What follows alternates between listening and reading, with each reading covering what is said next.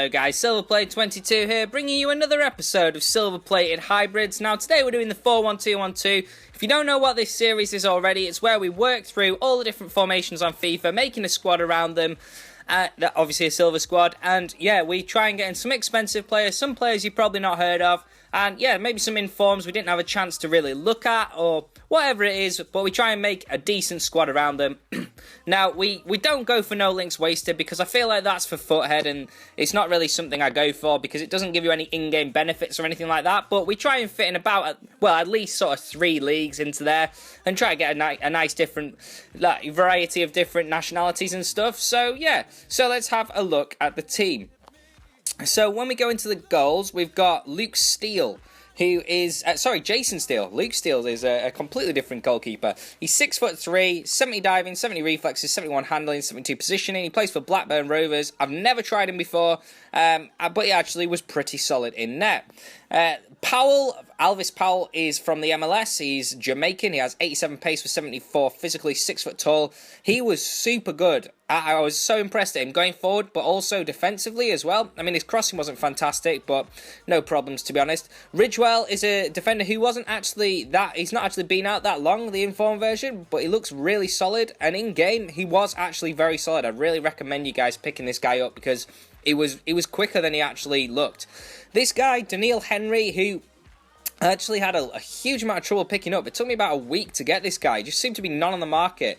But if you haven't already tried the West Ham version or the Blackburn version, definitely go and try him out, because he might surprise you. He's actually quite a consistent defender. Marcus Olsen, not to be confused with the Norwich, his brother from Norwich, who's Martin Olsen. Marcus Olsen is also from Blackburn Rovers. He's 81 pace, 68 defending, and 63 physical. To be honest, he was more in there for chemistry purposes. One of the best CDMs in the game as far as silvers go, Johnson, who's got 80 pace, 65 defending, 75 physical. He's got all stats over 65, which is incredible, to be honest. With 4-star weak foot, really top quality card. Nagby, who plays in the MLS, who I thought was from the United States at a glance, which, I was all ready to link him up with someone from the States up front, but unfortunately he's not. He's got 87 pace, 64 shooting, 68 passing, 80 dribbling. So 87 pace and 80 dribbling on a non-informed card, non-informed silver, is amazing. Now, Emil Forsberg, obviously I've done a review of this guy. If you haven't already checked it out, definitely go and do that. This guy is amazing. I absolutely loved his team of the season card, and I couldn't wait to get him into a squad again, hence why I have put him into this team.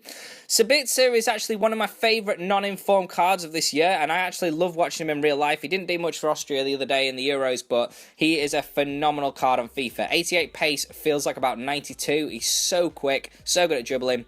Hoffer is actually a player, surprisingly, I've never tried, but I was surprisingly impressed with how good he was. 89 pace, he feels very quick. He's got decent finishing, not amazing finishing, but not horrendous. And then he's partnered up with a Kote, or however you pronounce it. He's 6'2". He's been an incredible silver for quite a few years now.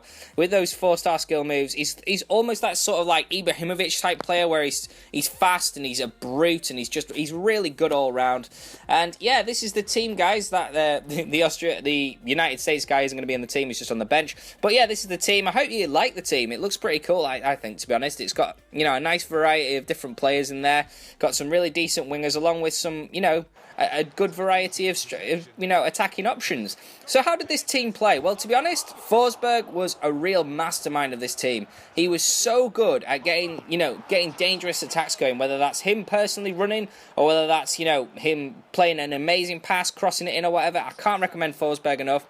The attack was really dangerous in that it could get into the right positions, but finishing wise, Akoite and Hoffer were good, but they weren't like the sort of players that you're going to think, if I'm through on goal, I will 100% score. They were probably more like about 75% of the time, which is fine usually, but when you're in the 90th minute of a game and you need someone to finish a game off for you and they miss it, or you just roll it at the keeper, it's quite disappointing, to be honest.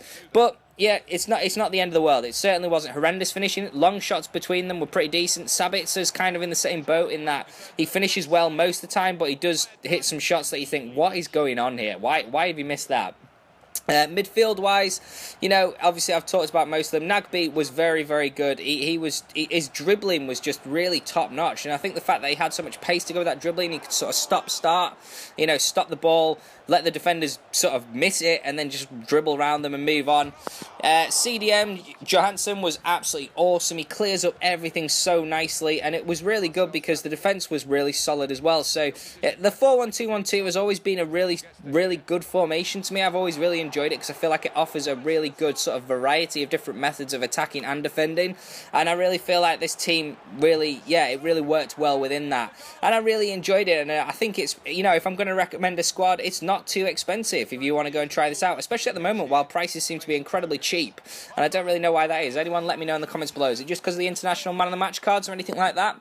Anyway, guys, if you let me know in the comments below which players should we work around next episode, sorry. And also, just let me know, are you still enjoying the channel? Obviously, we're nearly at 1,000 subscribers, which is awesome. It's been just over 2 months since we started. I'm trying to sort of, I guess a lot of you have probably realised, I'm trying to sort of streamline what I'm doing in that.